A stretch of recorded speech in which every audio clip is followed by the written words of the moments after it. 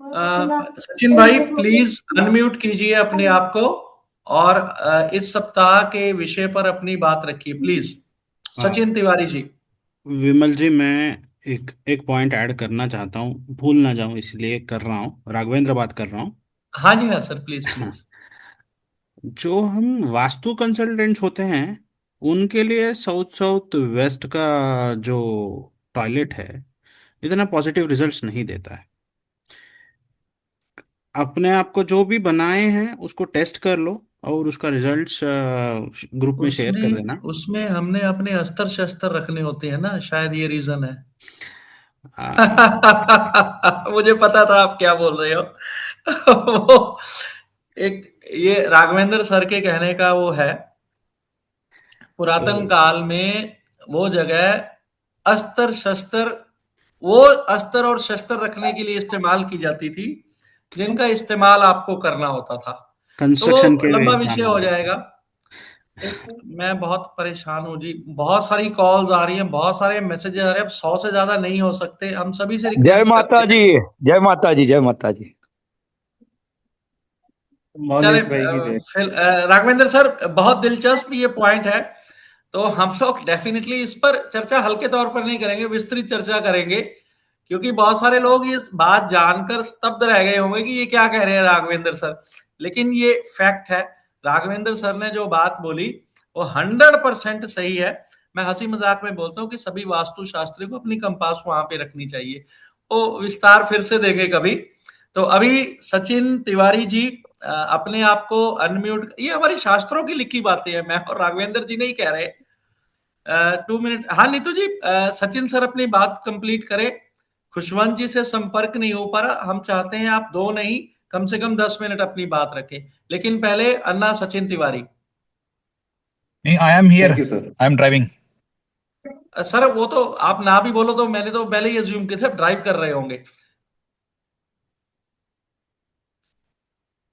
Ji sir, thank you sir. Sachin भाई, thank you. Sachin भाई unmute कर लीजिए आपकी, और स्पॉटलाइट पे ले आइए प्लीज, एक रिक्वेस्ट है। आई थिंक मैं स्पॉटलाइट पे हूँ अभी। देखिए। ओके। या तो thank you so much Vimal sir. Fire और एलिमेंट के। मैं एक बात और बताना चाहूंगा। जिस तरह हमारे मान्यवर के बारे में बताता हूँ कि बहुत कम लोग जानते हैं कि वो जंगलात महकमे में आला अधिकारी थे, और हुकूमत हिंदुस्तान की जो खिदमत करते हुए उजलत नशी हुए, मतलब रिटायर हुए। तो उस तरह से बताना चाहूंगा कि हमारे अन्ना साउथ की फिल्मों के अभिनेता भी हैं। तो आप सबका आशीष मिले, आप सबका आशीर्वाद मिले, और ये लीड रोल में भी आए, ये ऐसी हम सबकी कामना है। Thank you sir. बड़ा थैंक पाव यू। खा के आए ना। हाँ, आप तो खिलाएंगे भी। हाँ। फायर एलिमेंट के सभी साथियों, भाइयों बहनों को मेरा नमस्कार। थैंक यू विमल सर बोलने के लिए, मौका देने के लिए। अभी राघवेंद्र जी एक बात कर रहे थे। एसएसडब्ल्यू की बात तो करी, वो तो अच्छी बात है। राघवेंद्र जी एक बात कर रहे थे कि एनालिसिस के विषय में, कि सभी वास्तुशास्त्रियों को एनालिसिस जो करते हैं वो प्रॉपर तरीके से करना चाहिए। और किसी भी घर में जब एनालिसिस करेंगे, एग्जाम्पल दिया राघवेंद्र जी ने कि उत्तर दिशा में किसी का बुद्ध खराब है तो उत्तर दिशा में उनके घर में प्रॉब्लम हो सकती है, इस तरीके का उन्होंने कुछ बोला था। मुझे ऐसा लगता है कि किसी के घर का अगर हम लोग विश्लेषण कर रहे हैं तो वो उन्हें पूरे घर का विश्लेषण करना चाहिए, ना कि पर्टिकुलर सिर्फ एक दिशा का। हम लोगों के पता नहीं वास्तुविद, हमारे सभी साथियों के दिमाग में पता नहीं क्या चलता रहता है कि पर्टिकुलर कोई एक बीमारी को पकड़ लिया, बोले किसी की जॉब नहीं है तो बोले उत्तर देख लो, कनेक्शंस नहीं बन रहे हैं तो पूर्व देख लो, पैसा नहीं आ रहा है तो साउथ ईस्ट देख लो, बचत नहीं हो रही है तो पश्चिम देख लो, खर्चे ज्यादा हो रहे हैं तो एसएसडब्ल्यू जोन देख लो, लड़ाई हो रही है तो साउथ वेस्ट देख लो, सपोर्ट नहीं मिल रहा है तो नॉर्थ वेस्ट देख लो, एंड ऑल ये सारी चीजें करते हैं। हर दिशा दूसरी दिशा से कहीं ना कहीं संबंध रखती है, इसीलिए घर का विश्लेषण तभी पूरा हो पाएगा क्लाइंट को, व्यक्ति को रिजल्ट उसी समय मिल पाएगा जब पूरी दिशाओं की तरफ हम लोग ध्यान रखेंगे, सही तरीके से उसका विश्लेषण करेंगे, विश्लेषण करने के बाद सही तरीके से उसका उपचार करेंगे। कई जगह क्रिस्टल काम नहीं करते, हर जगह क्रिस्टल लगा दो ऐसा नहीं होता है। क्रिस्टल भी एक उपाय हो सकता है, पर हर जगह हो जाए ये मुमकिन नहीं। तो राघवेंद्र सर, मतलब पूरे रिस्पेक्ट के साथ बोल रहा हूँ ये बात, पर्टिकुलर 5 व्यक्ति है घर में, हर किसी की कुंडली देखते रहेंगे तो बड़ा परेशानी हो जाएगी। हर किसी की पर्सनल प्रॉब्लम सॉल्व करते रहेंगे तो परेशानी हो जाएगी।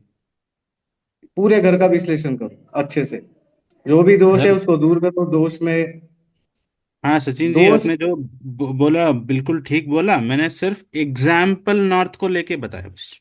जी जी, उसी पूरा एग्जाम्पल को आगे बढ़ाया सर, प्लीज उसी प्लीज। उसी एग्जाम्पल को आगे बढ़ाया। एक्चुअली ये जो एग्जाम्पल दिया ना सर आपने, लोग इसी को वास्तुशास्त्र समझने लगते हैं।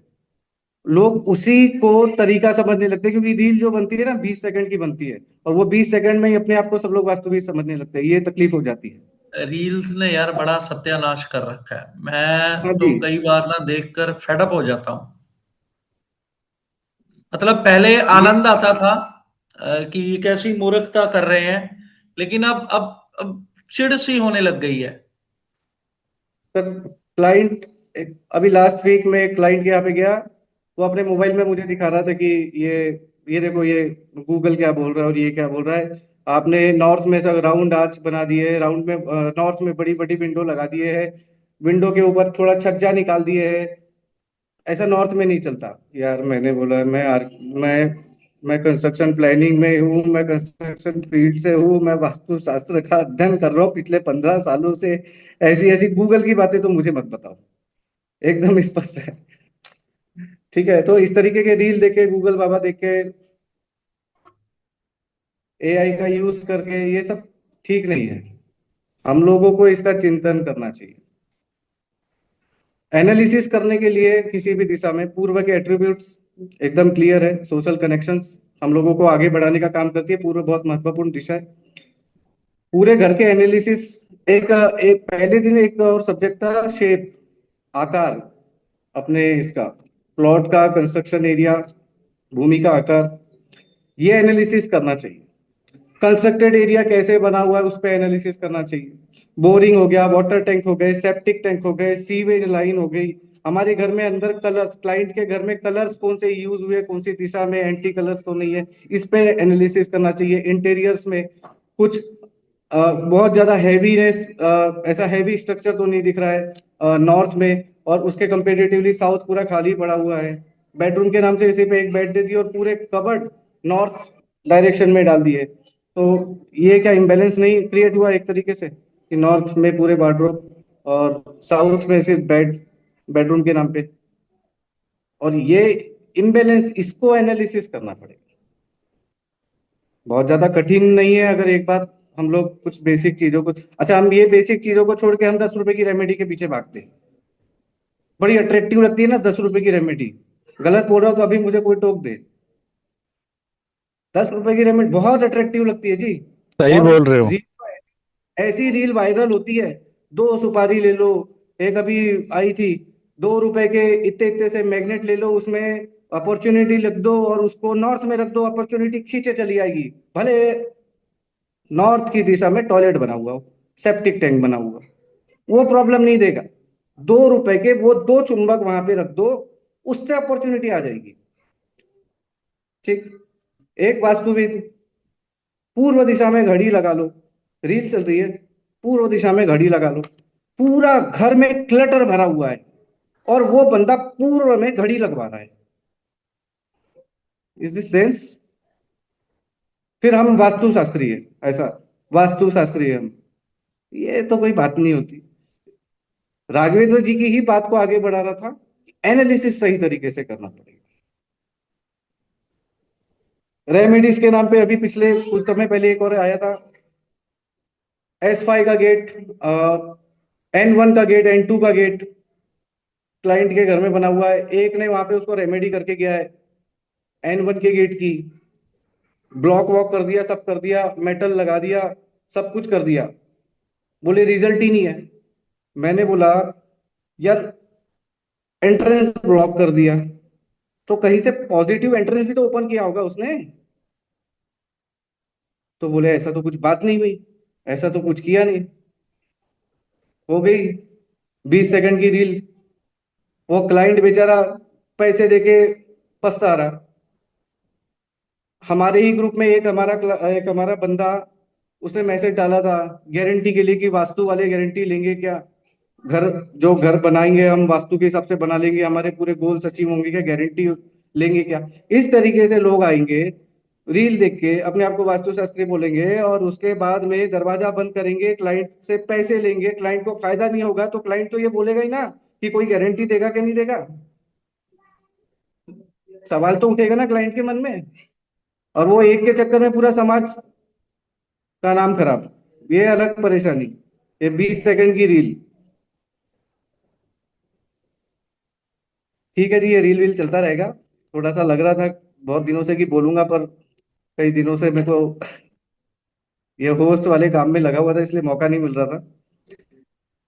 अभी कुछ एक अच्छा इंटरेस्टिंग चीज बताता हूँ। कुछ छोटे घर मुझे अभी मिले साउथ फेसिंग के। बहुत इच्छा थी कुछ छोटे हाउस को नया घर बनाने की, नया मैप कुछ बनाने की। छोटे बड़े घर रहते हैं ना, बड़े 5,000 फीट का घर है, 3,000 फीट का घर है, 2,000, इवन 2,000 1,500 फीट के जो घर होते हैं, वो ना आप लोग आसानी से डिजाइन करके उसमें रूम्स के प्लेसमेंट अपन बैठा सकते हैं। ठीक है, वास्तु अनुसार बैठा सकते हैं कि यहाँ पे बेडरूम हुआ 10 बाय 12, 12 बाय 12 के जो बेडरूम बनते हैं, किचन बन जाता है 10 बाय 10 का, आई थिंक बन जाता है। किसी का 800 स्क्वायर फीट का घर है, उसको वास्तु के हिसाब से पूरा बनाना है, तो वो चैलेंज आ जाता है। उस पर से भी ऐसे 3 घर आ गए जिसमें जो साउथ फेसिंग है। अब ऐसे घरों को बनाना, साउथ दक्षिण दिशा बदनाम दिशा अपने आप में, क्यों नहीं होगी बदनाम। दरवाजा हमने कहीं से दे दिया, जहां से जगह मिली, जो हमारे पड़ोसी ने जो दरवाजा बनाया है उसके प्रैक्टिकल बात बता रहा हूँ, रिलेट करके देख लेना आप। हमारे पड़ोसी जहां से दरवाजा बनाता है ना, उसी के हिसाब से हम लोग भी अपना डिजाइनिंग कर देते हैं। और कोई अच्छा आर्किटेक्चर मिला तो चलो ठीक है, उसने बना दिया, कोई जरूरी नहीं है कि वो S3 S4 का ही दरवाजा ओपन करेगा। चलो, उसने दरवाजा ओपन भी कर लिया किसी से पूछ के S3 S4 में, पर साउथ का लेवल नॉर्थ के लेवल से ऊंचा रहना चाहिए, और हम लोग साउथ के घरों में बना देते पोर्च, गड्ढा हो गया, साउथ हो गया इनबैलेंस। यार को होस्ट, ये थोड़ा सा वेटिंग रूम देख लो ना, ये बार बार मेरे स्क्रीन में आ रहा है। तो इस तरीके से साउथ में प्रॉब्लम हो जाती है और साउथ दिशा हो गई बदनाम। आज इतना बुरा हाल है, मैंने फोन स्विच ऑफ कर दिया, इतने मैसेज और वो आ रहे हैं, सर हमें ऐड करो। भाई कैसे ऐड करें, 100 पूरे हो चुके हैं। सर मुझे नहीं हो पाता वो, धमकियां आ रही है। विमल जी, सॉल्यूशन एडजस्ट बताऊं? करो, मत से बोलो। ठीक है, एक 2 मिनट में अपनी बात खत्म करूंगा। छोटे हाउस किसी को मिलते हैं ना, भगवान की कृपा रहेगी, सभी वास्तुविदों को रोज छोटे छोटे घर मिलेंगे, बड़े बड़े भी मिलेंगे। मैं तो तीनों टाइप के बना रहा हूँ, अभी मिड साइज भी बना रहा हूँ, फैक्ट्री भी काम कर रहा हूँ, और छोटे बड़े सब बना रहा हूँ। छोटे में चैलेंज आया, उसको बैठलना बड़ा तकलीफ का काम है। सक्सेसफुली 3 मैप अभी बनाए हैं, साउथ फेसिंग के बहुत प्यारे मैप बने हैं। शायद विमल सर से मेरा डिस्कशन हुआ था वो एक छोटे मैप को लेकर कि सर मैंने कोशिश किया था बैठालने की पूरे रूम्स उनके सही जगह पे, तो मैंने बैठाल दिया है। इवन 2 फ्लोर के बाद एक तीसरे फ्लोर में एक बेडरूम भी निकलवाया ऑनर को, नीचे एडजस्ट नहीं हो रहा था तो एक नया बेडरूम ऊपर बनवा दिया।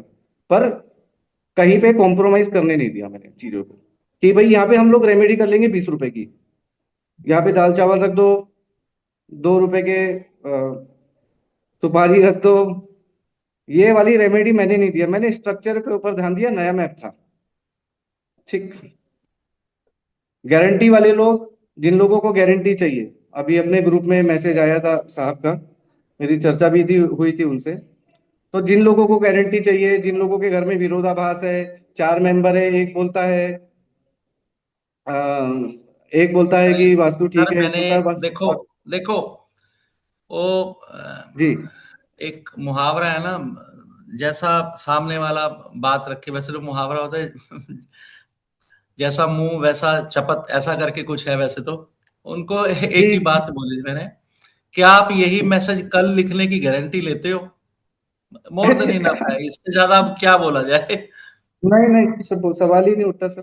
सर मैंने रिप्लाई भी किया था अपने ही ग्रुप में, सभी लोगों के सामने ही है, सब ओपन चैट पब्लिक चैट है। मैंने बोला था हम गारंटी ले सकते हैं, terms and condition applied. Sir हाँ क्यों नहीं बस। ले सकते गारंटी? मैं घर सुधारने की गारंटी ले सकता हूँ, किसी के आचरण सुधारने की गारंटी कैसे लूंगा मैं? वास्तुविद का काम घर सुधारना है, किसी का आचरण सुधारना नहीं है। सर गलत बोल रहा हो तो मेरे को प्लीज बोलिएगा, कोई भी सब म्यूट ऑफ कर लीजिए अपना। मैं किसी के कर्म कैसे सुधार सकता हूँ? मैं किसी का घर सुधार सकता हूँ, फोकस मैं वहां पे करूँ ना। मैं गारंटी उसके घर की ले सकता हूँ। उस बंदे को पब्लिकली मैंने ये बात बोला था, आज भी बोलता हूँ, मैं घर सुधार दूंगा, कर्म नहीं सुधार सकता। किसी किसी का पार्टनर ही बुरा है, उसका धोखा देने के लिए बैठा है, वो गलत आदमी के साथ जुड़ गया, उसके लिए हम क्या कर सकते? कुछ नहीं कर सकते। फिर भी ऐसे लोगों के लिए एक चीज दिमाग में आई थी मैंने, दो लोगों के लिए आई थी ये, गारंटी वालों के लिए, और वो लोग जिसके घर में चार लोग हैं, एक और चारों विरोधाभास है वास्तु के लिए, उनका घर का अच्छे से विश्लेषण करो। विश्लेषण में मैंने पहले ही बता चुका है क्या क्या करना है, बाहर अंदर इंटीरियर, कलर्स, फ्रेग्रेंस, सब चीज अच्छे से विश्लेषण करो। कोई एक दिशा, कोई उसमें से कोई एक दिशा पकड़ो जिसमें थोड़ी कम प्रॉब्लम हो, उस दिशा को थोड़ा पॉजिटिव बनाओ, कुछ शुभत्व बढ़ाने वाली वहां पे कुछ एक्टिविटी करो, और उस घर वाले को छोड़ दो, उससे पैसे भी मत लो। मैं बोलता हूँ, गारंटी के साथ बोलता हूँ, उस दिशा के एट्रीब्यूट्स उसको मिलना चालू हो जाएंगे। और जब उसको वो एट्रीब्यूट्स, उसको जो रिजल्ट मिलेंगे, उसके बाद वो हमारे पास ना दौड़ा भागा आएगा। ये मैं लिख के दे सकता हूँ आपको, फिर पब्लिकली ये बात बोल रहा हूँ। एक दिशा, एक टोन, कुछ भी उन लोगों के लिए एक करके देखो, उसके रिजल्ट उसको मिलेंगे, मजा आएगा। क्लाइंट जब आपको रिप्लाई देगा तब आपको और मजा आएगा। Vimal sir thank you so much, thank you so much, 5 element परिवार। बहुत समय ले लिया मुझे लगता है। थैंक यू बहुत बहुत आपको थैंक यू। सचिन शुक्रिया, सर, बहुत अच्छा बोले। बहुत बहुत शुक्रिया सचिन भाई। हम दिली तौर पर चाहते हैं कि आप हर सप्ताह इसी मुखर तरीके के साथ अपनी बात रखें और सबको अभिभूत करें। विमल तो जी एक सवाल है। हाँ जी, गर्ग साहब बोलिए बोलिए, ये सुनील गर्ग जी हैं जी, नेल आर्टिस्ट। रूहानी के बहुत बड़े अलंबरदार हैं, और मैं इनको इनके साथ बहुत देर से जुड़ा हुआ हूँ। बहुत नेक इंसान है, दिल से बात करते हैं, बहुत ज्यादा प्रिंसिपल्स की बात नहीं करते, लेकिन जो बात करते हैं दिल से करते हैं। जी गर्ग साहब अनम्यूट कर लीजिए। एक मिनट, एक सवाल बता रहा हूँ जो आज तक पूछा नहीं सवाल गया, बता रहे हैं जी, बताइए एक सवाल। और वो आपके लिए काम का है। अरे वाह जी वाह, गर्ग साहब आपका आशीर्वाद मिल जाए और क्या चाहिए। घरों में दीमक लगती है, वो क्यों लगती है? क्या बात है सर, क्या बात है सर। घर में, बहुत दफ्तर बहुत में जो अच्छा आपका सवाल है जी। केबिन बना हुआ है, ये भी मैं दीमक से मैं खराब हो जाता है। मैं अभी अभी लापरवाही। इसका जवाब ना आर्किटेक्ट खुशवंत सिंह देते हैं, ये उनकी मुझे बारी तो भी पता है। है, मुझे पता है। अच्छा आपको पता है, बताइए सर बताइए। हाँ, हमारे घर में जब घर हो या दफ्तर हो या दुकान हो, और हमारा ये साउथ और वेस्ट में अगर हमारी धूप आ रही है अच्छी, सूरज की, दोपहर को शाम को, तो उसमें दीमक नहीं लगेगी। बहुत कम बिल्कुल चांस सही है, कहा। नहीं तो दीमक जरूर लगेगी। बहुत बहुत शुक्रिया सर। ये आज तक ये ना आपके ग्रुप में लिखा गया, ना किसी ने पूछा। ना ना सर, ना कहीं पे नहीं है। और ये इससे तो लाखों रुपए का सामान खराब हो जाता है, पूरी इंटीरियर करोड़ों खराब का हो जी, जाती है। अब जो करोड़ों का होगा उसके करोड़ों गए, जिसका लाखों का होगा लाखों गए। मैं तो एक छोटा सा उदाहरण दिया है, हाँ बिल्कुल सर क्योंकि हमारा बिल्कुल। साउथ की दीवार पर अगर धूप नहीं आई तो दीमक 100% लगेगी। हम्म। अभी साउथ बोल रहे थे, दिव्य साउथ ज्ञान गर्म है हो सर, जाता है, दिव्य भट्टी ज्ञान। बन जाती है। तो अभी इनसे पहले किसी ने बोला था साउथ भट्टी बन जाती है। साउथ भट्टी बनती है तो वो दीमक को रोकती शालिनी है। मुंजाल दुबई मॉल से बोल रही थी जी। दिव्य ये ज्ञान वो है सर, कितने, दिव्य ज्ञान है, मतलब अभिभूत हो गया सर में, मतलब भवीभूत हो गया सर में। हाँ। बहुत बहुत शुक्रिया गर्ग साहब। गर्ग साहब का कहना है नहीं तो फिर भी है ना कि अगर ये घर का करनी साउथ तो मारा वेस्ट जरा खुला होगा, उसमें धूप आएगी, तो नहीं आपके किसी को जोर मारना यार किसी दीमक की चल रहा है संभावना खत्म हो जाएगी। तो आप गर्ग साहब का नंबर मैं डाल देता हूँ जी, अगर किसी को इस तरह की समस्या हो तो गर्ग साहब से मार्गदर्शन ले सकते हैं। गर्ग साहब बहुत बहुत देखो धन्यवाद। किसी से पैसे, विमल जी किसी से पैसे ले रहे तो उसका काम बनना चाहिए। हाँ सही बात है, विमल किसी जी से एक बात पैसे जोड़ना चाहूंगा मैं, ललित जैन। अभी गर्ग साहब ने बोला है साउथ वेस्ट में या साउथ से धूप आती है तो वहां पे दीमक नहीं लगती। मैं इस चीज को निराधार करता हूँ। मेरा घर साउथ फेसिंग का है, वेस्ट और साउथ फेसिंग, साउथ वेस्ट का। धूप अच्छी आती है फिर भी दीमक लगी है। अरे सर आप भावुक हो गए। अरे सर, ललित भाई आप दिल पे समझे मत लो, नहीं। दिल पे मत लो। गर्ग साहब ने बोले हैं, ललित भाई गर्ग साहब समझे ने नहीं बोले, है। हाँ, चले दिल पे चले मत लीजिए। बहरहाल हम लोग अपने अगले वक्ता सरदार खुशवंत सिंह जी की तरफ बढ़ते हैं। खुशवंत पाजी प्लीज अनम्यूट कर लीजिए, और अगर आप ड्राइव कर रहे हैं तो थोड़ा सा फोन सेट कर लीजिए ताकि आपकी ड्राइविंग में भी बाधा ना आए और हम लोग आपका दीदार भी कर लें। नीतू जी ने खुशवंत 2 सिंह जी। मिनट बोल। हाँ नीतू जी, बस अगर खुशवंत जी ऑन एयर नहीं आते तो अपन ही बातें करेंगे। सर मेरी एक रिक्वेस्ट धन्यवाद है विमल भाई। सर, सबको म्यूट कर धन्यवाद दीजिए प्लीज पहले। धन्यवाद विमल भाई।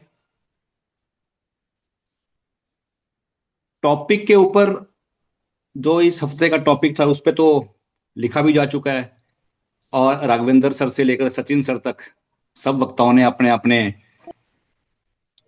सेगमेंट्स रखे कि पूर्व में ये होना चाहिए, दक्षिण में ये होना चाहिए, उत्तर में ये होना चाहिए। फिर उसके बाद सचिन जी ने थोड़ा सा अपना गुस्सा निकाला कि वास्तुविद को ऐसे काम करना चाहिए। लेकिन मेरा एक पॉइंट है इस विषय पे कि वास्तुविद को जब तक डायरेक्शन निकालनी नहीं आएगी, वास्तुविद को जब तक डायरेक्शन निकालनी नहीं आएगी, क्योंकि एक डायरेक्शन जब निकालते हैं तो सबसे सेंसिटिव जो हमारा वो पॉइंट है, डायरेक्शन को कैसे हम निकालें। किसी को कंपस रखने नहीं आती। हमारे यहाँ पे 3 या 4 ग्रुप हैं जिसमें से 3.5 से लेकर 4,000 हमारे जितने भी स्कॉलर्स हैं अपना अपना सेगमेंट और अपना अपना वक्तव्य लिखते हैं। तो आज तक किसी ने भी ओरिएंटेशन और डायरेक्शन के ऊपर नहीं लिखा। और मेरा ये चैलेंज है हमेशा के लिए और हमेशा रहेगा कि कम से कम 90% वास्तुविदों को डायरेक्शन निकालनी नहीं आती। जिस वास्तुविद को डायरेक्शन निकालने आएगी तो मैं कहूंगा कि वो वास्तुविद है। I am using 8 type compass. मैं 8 प्रकार की कंपस, फिजिकली कंपस यूज करता हूँ, जमीन में जाके रखता हूँ 8 डायरेक्शन में या 6 डायरेक्शन में या 4 डायरेक्शन में। उसके ऊपर मोबाइल से अपनी डायरेक्शन देखता हूँ जब तक मुझे सेटिस्फेक्शन नहीं होती है कि कौन सी कंपस का कौन सा डायरेक्शन आपस में मेल खा रहा है। और उसके बाद मैं क्रॉस चेक करता हूँ गूगल अर्थ पे आके। एक गूगल अर्थ से भी ऊपर हमारे पास ऐप है जिसको हम सेट कंपस कहते हैं। If you can buy that set compass, वो पेड है। सेट कंपस को आप बाई कर लोगे तो उससे सही डायरेक्शन पॉइंट टू पॉइंट वो निकाल के देता है। कि जब तक आपको डायरेक्शन नहीं निकालने आएगी, मैंने कई वास्तुविदों से यहाँ पे बात की है, ग्रुपों में भी और बाहर फिजिकली भी मैंने बात की है। तो वो कहते हैं, मैंने पूछता होता हूँ कि जहां से आपने सीखा है आप डायरेक्शन पहले निकालो कि डायरेक्शन कहाँ से खड़े होकर। कोई कहता है कि एंट्रेंस ऑफ द डोर, कोई कहता है कि साउथ की पैरेलल दीवार से, कोई कहता है नॉर्थ की दीवार से, हर प्रकार से। लेकिन आज तक मैं कभी सेटिस्फाई नहीं हुआ। तो मेरा निष्कर्ष ये है कि 90% वास्तुविदों को डायरेक्शन निकालनी नहीं आती।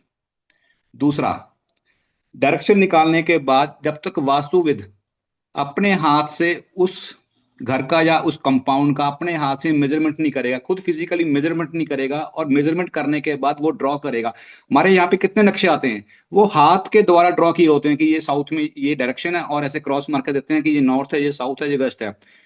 और हमारे लिए वो इम्पॉसिबल हो जाता है कि उसको हम कैसे जस्टिफाई करें कि आपके इस दिशा में ये प्रॉब्लम होगी या इस दिशा में इस जोन के कारण आपको ये तकलीफ होती होगी। इसलिए उसके बाद आपको एक आर्किटेक्ट का होना बहुत जरूरी है। या ड्राफ्ट्समैन की सहायता लीजिए या आर्किटेक्ट की सहायता लीजिए। जब तक आप उस प्लान को ग्रिड नहीं करोगे, उस प्लान के विश्लेषण करते वक्त जोनिंग करते वक्त ग्रिडिंग जब तक आपको नहीं आएगी तब तक आपको अच्छी तरह एनालाइज करना नहीं आएगा। तो ये 3-4 चीजें हैं कि अगर आप इस पे सही काम करो, मेरी हम्बल रिक्वेस्ट है, और हमेशा हमने कहा है कि जब भी किसी को जरूरत होती है कि ग्रेडिंग करके दो, लोकेशन आप डालिए, पीडीएफ प्लान डालिए, या मेजरमेंट वाला प्लान डालिए, we are here to help you. हाथ से बना के दिया हुआ नक्शा कभी एक्सेप्टेबल है नहीं हमारे लिए। अब अनिल सर से बात कर लीजिए, अनिल सर भी बोलेंगे यार मुझे पीडीएफ फाइल दे दीजिए और आर्किटेक्चर फाइल दे दीजिए, तब मैं काम कर सकता हूँ। हाथ से बना हुआ नक्शे को मैं कैसे काम करूं? उसको ड्राफ्ट करना मुश्किल हो जाता है, मेहनत लगती है। मैं, सचिन भाई, विमल जी और 6-7 और वास्तुविद हैं, जब हम आपस में किसी पॉइंट पे फंसते हैं तो आपस में बात करते हैं कि इस पे हम क्या किए करें, इस प्लान को कैसे जस्टिफाई करें।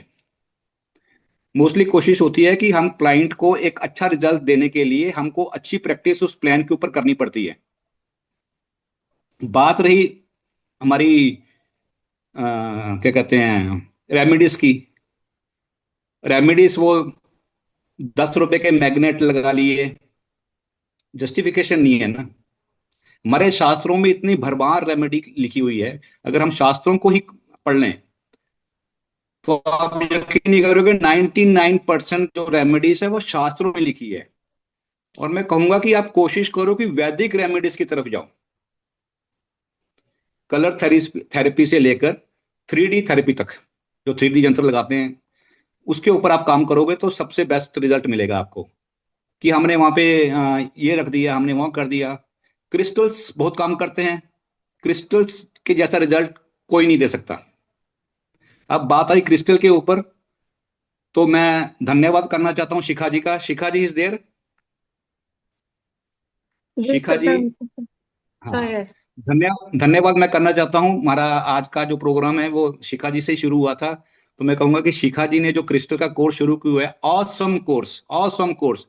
जितनी क्रिस्टल की मैं प्रैक्टिस करता था वो तो कुछ भी नहीं उसके सामने, इनकी नॉलेज के सामने कुछ भी नहीं है। और जो लोग शिखा जी से के क्रिस्टल कोर्स में नहीं है, वास्तुविद होने के नाते मैं चाहूंगा कि आप बहुत कुछ खो रहे हो। जितनी नॉलेज क्रिस्टल के बारे में शिखा जी दे रहे हैं और वास्तु को लेकर दे रहे हैं, ऐसी नॉलेज ना मैंने कभी पढ़ी है ना मैंने कभी देखी है। और मैं अपने क्रिस्टल थेरेपी को इनके एजुकेशन के जरिए, इनके ज्ञान के जरिए और सोफिस्टिकेटेड करके उस पर मैं प्रैक्टिस करना चाहूंगा ताकि मुझे और अच्छे रिजल्ट मिले। वर्मा जी भी क्रिस्टल पे काम करते हैं। Thank you sir. कल ठीक है, ठीक है, ठीक है। ये प्रैक्टिस हमको, जब practice makes the man perfect, Shakespeare ने लिखा था कि practice makes the man perfect. जब तक आप प्रैक्टिस करोगे और परफेक्ट बनोगे। मेरे फादर साहब बोला करते थे कि मैंने इतिहास से या मैंने किताबों से 3 चीजें सीखी हैं कि श्री कृष्ण को सिर्फ आंख दिखती थी मछली की, सिर्फ मछली की आंख दिखती थी। अर्जुन और को हम जी, कहते हैं अर्जुन को, अर्जुन को, कृष्ण के साथी को अर्जुन को सिर्फ आंख दिखती थी। उसके बाद उन्होंने क्या क्या किया कि गुरु गोविंद सिंह जी कहते थे करते का कर्तव्य, गुरु गोविंद सिंह कहते थे करते का कर्तव्य। सेम विलियम शेक्सपियर ने practice makes the man perfect. हम क्या करते हैं, हम प्रैक्टिस नहीं करते और परफेक्ट बनने की होड़ में लगे हुए हैं। मेरा एक्सपीरियंस कुछ भी नहीं है। मैं तो कहता हूं कि हमारे अनिल सर पिछले 50 सालों से काम करते आ रहे हैं, वो भी कहेंगे मेरी भी प्रैक्टिस इतनी नहीं हुई है। अभी मैं कोशिश कर रहा हूँ रिजल्ट देने की। अर्चना ताई जी हैं, हमारे जया जी हैं, यहाँ पे जुगनू भाई हैं, तो अमित शर्मा जी हैं, कई जो स्क्रीन के सामने नाम आ रहे हैं, तो मैं उनका नाम लेना चाहूंगा कि ये जो हमारी विभूतियां हैं, ये जो हमारे वास्तुविद स्कॉलर्स हैं, मैं चाहूंगा कि आप ऐसा काम करें और अच्छा काम करें। और 5 एलिमेंट्स के अंडर जब भी आपको किसी की हेल्प की जरूरत है या किसी की जरूरत है तो मतलब बेहिचक आप यहां पे अपना प्रश्न पुट कीजिए। We are there to answer you. बात खत्म करने से पहले माइक पे मैं ये बोलना चाहता हूं कि जैसा हमारा एक प्रोग्राम है जबलपुर में, उसकी अनाउंसमेंट हम कर चुके थे कि हम we are organizing 1 tour to Jabalpur to visit the Brahmasthan of India. तो जो तारीख है वो 3, 4 और 5 अप्रैल 2026 की रखी हुई है।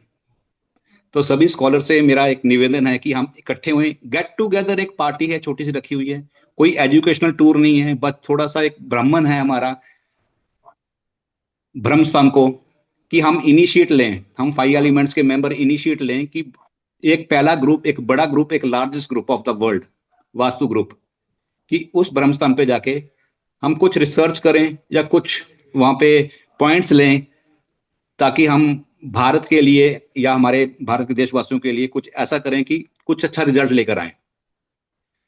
जो ये प्रोग्राम है, ये 3 दिनों का प्रोग्राम है।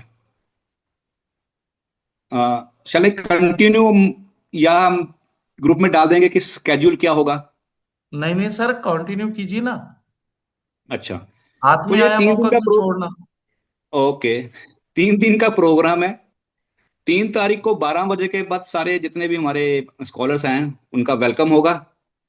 वेलकम के बाद एक हाई टी का प्रोग्राम है, जैसे जैसे आते रहेंगे साथ में थोड़ा सा हाई टी करेंगे। रात को एक छोटी सी गैदरिंग रखी है जिसमें गाला डिनर के साथ एक डीजे नाइट रखा है, ताकि साथ में इंट्रोडक्शन भी होता रहे और साथ साथ में एक दूसरे से जान पहचान भी होते रहे। जैसे मैंने पिछले जूम मीटिंग में भी कहा था कि हमने स्क्रीन्स पे सबको देखा है, लेकिन फिजिकली हम सब आपस में मिलना चाहते हैं। कई बार टेलीफोन पे बात होती है, कईयों से बात होती है हमारी, सब आपस में आप लोग भी बात करते होंगे यार, एक मिला जाए। तो ये एक मौका हम 5 एलिमेंट वाले इकट्ठा होकर कर रहे हैं कि आप आइए। और जो सेकंड डे का प्रोग्राम है ऑन 4 अप्रैल, सुबह 7 से लेकर 9 बजे तक हमारा ब्रेकफास्ट होगा। 9:30 बजे के बाद हम ब्रह्मस्थान को विजिट करने जाएंगे। ब्रह्मस्थान जबलपुर से नियर अबाउट 70 किलोमीटर है, नाम Karaundi, geographical centre of India. 9:30 के बाद 10 बजे हमारा काफिला वॉल्वो में वहां पे विजिट करने जाएगा। विजिट के दौरान आपस में डिस्कशन, आपस में फोटोग्राफी, अपनी और ज्यादा मेल जोल, ये मैं चाहूंगा कि आपस में हम करें। जो हमारा लंच है वहां का, लंच हमने केटरिंग वाले को बोला हुआ है कि हमारे लिए प्रोवाइड कर दें। एक जस्ट पिकनिक टाइप हम वहां पे पार्टी करेंगे, जैसा चाहेंगे। अगर हम वॉल्वो में करना चाहेंगे या हम वहां पे छोटी सी चादरें और दरियां बिछा के करेंगे, जैसे फैमिली टू गेट टुगेदर होता है। उसके पश्चात after lunch we will go to Anil sir, Bheda Ghat है नाम उस जगह का, म्यूट अनम्यूट करिए। हाँ जी सर, हाँ, भेड़ा घाट। जबलपुर। हाँ जी, भेड़ा घाट है, भेड़ा घाट। हाँ, भेड़ा घाट है। भेड़ा घाट है, भेड़ा घाट। हाँ, धुआंधार भी है, धुआंधार भेड़ा घाट। भेड़ा घाट। जबलपुर से 70 किलोमीटर है। करौंदी से वापस आते हुए हमको जबलपुर से होकर निकलना पड़ेगा, और जबलपुर से नियर अबाउट 14-15 किलोमीटर भेड़ा घाट है, 14-15 जो एक किलोमीटर हेरिटेज जी। साइट है जिसमें थोड़ा सा एंगुलर Anyway, पोजीशन है, तो यू शेप में थोड़ा टर्न हाँ, करना पड़ेगा आपको जी। करना पड़ेगा। तो वहां बेड़ा घाट जाएंगे, वहां पे साइट सीन्स हैं, आप बोटिंग करना चाहो बोटिंग कर सकते हैं। शाम को हमने एक हाई टी छोटा सा लोकल रखा हुआ है, जिसमें रोड साइड में हम खड़े होके चाय का लुत्फ उठाएंगे।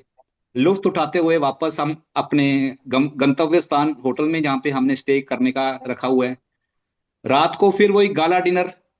बीच बीच में अगर हो सका तो हम प्रेजेंटेशन सेरेमनी भी करेंगे बीच बीच में, क्योंकि आखिरी दिन इतना टाइम नहीं मिलेगा, क्योंकि 80 to 100 पीपल्स को एंटरटेन करने के लिए या प्रेजेंटेशन सेरेमनी करने के लिए हमको 2-2.5 घंटे की जरूरत पड़ेगी। रात को फिर गाला डिनर विद गजल म्यूजिकल नाइट, और जो वहाँ गाना भी गाना चाहे अपनी आवाज से, उसको भी मौका दिया जाएगा। और थर्ड डे संडे को सुबह फिर वही 7 से 9 हमारा ब्रेकफास्ट करने के बाद सीधा कॉन्फ्रेंस हॉल में हमने 2 सेशन रखे हैं वक्ताओं को बोलने के लिए। एक सेशन हम जेंट्स का रखेंगे, एक जेंट्स हम लेडीज का रखेंगे। उस दौरान एक हाई टी के बाद लंच के बाद हमारा ये प्रेजेंटेशन सेरेमनी होगा, क्योंकि संडे वाले दिन सब लोगों ने वापस आने की जल्दी होगी, इसलिए जितना जल्दी हम प्रोग्राम वहां पे समेट सकें तो हम कर लेंगे। इस दौरान हमने हमारे एडमिन्स ने ये फैसला लिया है कि एक लाइफ टाइम अचीवमेंट अवार्ड भी दिया जाएगा। We will announce a life time achievement award. There will be one youngest vastu consultant जो हमारे ग्रुप का होगा, और हम कहेंगे कि कोई सारे भारतवर्ष का होगा हमारा यंगेस्ट, वास्तु कंसल्टेंट्स। यंगेस्ट को लाइफ टाइम देंगे सर? नहीं, एक लाइफ टाइम और एक यंगेस्ट। ओके, आप दोनों दोनों को रिलेट करके, सॉरी। एक यंगेस्ट और एक हमारा लाइफ टाइम अचीवमेंट वाला। तो इस मौके को मत खोइए। मैं चाहूंगा कि 5 एलिमेंट के बैनर के तले हम इकट्ठा हुए। अब बात आती है कि हमारा, मैं पंजाबी में कहता हूँ कि जुर्माना कितना लगेगा, यानी कि हमारा जुर्माना कितना लगेगा। आपको मैंने सारा राशन कार्ड या वो मेनू बता दिया है कि ये हमारी एक्टिविटीज होंगी और ये सारा कुछ होगा। तो अब बात रही हमारे जुर्माना की। जुर्माना को अनाउंस करने के लिए हमारे सचिन तिवारी, सचिन जी बोलेंगे। अन्ना भाई, Sachin ji, are you there? हाँ हाँ जी सर। एक ही बात है, आप कर दीजिए, एक ही बात है। आप बोल दीजिए, कोई दिक्कत नहीं, कोई दिक्कत हाँ, ये बात ये है कि हमने वहां पे पिक एंड ड्रॉप फैसिलिटी भी रखी है। तो बहुत अच्छा किया तकरीबन सर, ये बहुत अच्छा किया। इससे तकरीबन सभी लोगों क्योंकि को हाँ, सुविधा मिलेगी लेकिन कि ये मुझे ध्यान इस रखना। समय आना है। अगर उसको गाड़ी मिल जाए तो थोड़ा सा फील गुड भी होता है, वीआईपी ट्रीटमेंट भी मिलती है। ये बहुत अच्छा किया जी, highly after appreciated. After 12 o'clock or before, after 12 o'clock or before 6 o'clock, those person are reaching there on time. we अरे are सर, we are अगर providing कोई the लेट होगा तो pick उसको and drop पनिश facility। थोड़ा करे ऐसा। Sir ऐसा मत करो, कोई पर्सन Punish- लेट होए तो उसको तो ज्यादा जरूरत है इस बात की, उल्टा। नहीं, उसके लिए स्पेशल मैं जाऊंगा ना फिर हाँ लेने। हाँ, बस फिर ठीक है, फिर अरे ठीक है। मैं भी हूँ, चिंता नहीं करो। जबलपुर में रात, आधी रात को भी उठाना है तो कहाँ से किसको उठाना है हाँ वही बता भी, देंगे। वही जो देखो, जो सही समय पे आ रहा है उसके लिए तो, सही समय में डे टाइम में आ रहा है उसके लिए तो हम पिक एंड ड्रॉप कर रहे हैं। कोई किसी की ट्रेन लेट हो गई या वट एवर फ्लाइट लेट हो गई तो उसको हम बोले अपने आप आ जाए, वो उचित नहीं है ना। तो मेरा नहीं, सारी निवेदन है सर, सुविधा है भैया, प्लीज रिक्वेस्ट बेफिक्र है रहिए। जबलपुर कि बहुत पिक छोटी एंड सी ड्रॉप जगह सभी के है, लिए कीजिए। सारी अगर सुविधा है, सब हो जाएगा। किसको चलो कहाँ से चलो, लेना बहुत है। बहुत बढ़िया। और और मैं मजे की लाइसेंस बात और मजे कर की दी। बात ये है कि मेरे पास 4-5 क्वेरीज ऐसे आई हैं जो विद फैमिली आना चाहते हैं, and they are also most welcome कि विद फैमिली आप आओ। वेरी गुड, वेरी गुड, ये तो बहुत शानदार बात है। ये तो बहुत विद शानदार फैमिली बात आओ। हाँ, एक बात है। अब रही लास्ट बात कि बजट। वी हैड है। Kept 13,000 rupees for this event. और अगर कोई साथ में फैमिली मेंबर आ रहा है तो उसको 2,000 रुपये कम देने पड़ेंगे, यानी कि उसको 11,000 में। क्योंकि 11,000 इसलिए रखा है कि हमने उनको प्रेजेंटेशन सेरेमनी में तो हमने उनको एंटरटेन नहीं करना, लेकिन बाकी सब में हम एंटरटेन करेंगे। यहाँ तक कि भी एक पार्टिसिपेंट या एक हमारे सहयोगी का फोन भी आया कि मैं अपनी बेटी को लेकर आऊंगी, रील बनाने के लिए, इंस्टाग्राम रील बनाने के वेरी लिए। गुड। मैं कहा मोस्ट वेलकम, मोस्ट वेलकम। हाँ, everyone are welcome with their family also. हम तो आ ही रहे हैं। आप 5 एलिमेंट, मेरा, सचिन जी का, अर्चना ताई जी का, विमल जी का सहयोग दीजिए ताकि इस इवेंट को इतना ग्रैंड बनाए, कि आने वाली पीढ़ी और आने वाले जितने भी हमारे वास्तु कंसल्टेंट याद रखें कि वाकई ही 5 एलिमेंट ने ये एक वहां पे झंडा फहराया था वास्तु के लिए, और घर घर की वास्तु और खुशहाली के लिए। इतना मैं perfect. Thank you Vimal ji, thank you all.